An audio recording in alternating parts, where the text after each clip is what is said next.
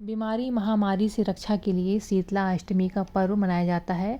तो सप्तमी से ही पूजन शुरू हो जाता है और मंदिर में सुबह से ही भक्तों की भीड़ लग जाती है। शीतला अष्टमी पर माता को बासी भोजन, जिसको बसोड़ा बोलते हैं, तो बसोड़े का भोग लगाया जाता है। तो भक्त इसके लिए एक दिन पहले से ही रात को ही गन्ने के रस गुड़ के साथ चावल की खीर बना लेते हैं। फिर अगले दिन सैकड़ों भक्तों के घर में भोजन नहीं बनता है। फिर वे माता को जो सप्तमी को बनाए रहते हैं भोजन का भोग, तो वहीं मंदिर में लगाते हैं और फिर भोजन प्रसाद के रूप में ग्रहण करते हैं।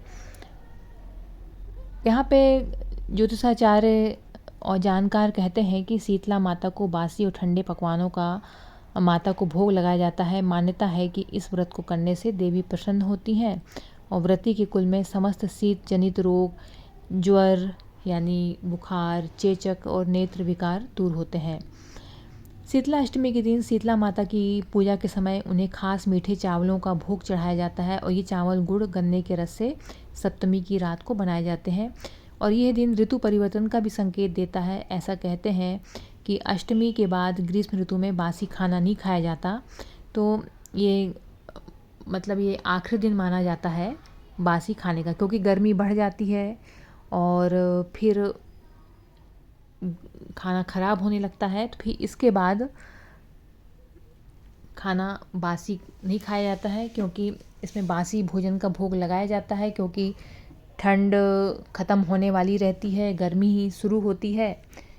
तो उस समय जब गर्मी का प्रकोप बढ़ने वाला होता है तो उसके पहले ये शीतला अष्टमी आती है और कहते हैं कि ये बासी भोजन खाने का आखिरी दिन होता है गर्मी में। तो भक्त भोग तैयार कर लेते हैं सप्तमी के दिन में और अष्टमी के दिन में खाना नहीं बनाते हैं और ये देवी जी को भोग लगाकर ये भोजन के रूप में ग्रहण करते हैं। तो ऐसे खाद्य पदार्थ बनाते हैं जैसे कि पूड़ी हो गई, खीर हो गई,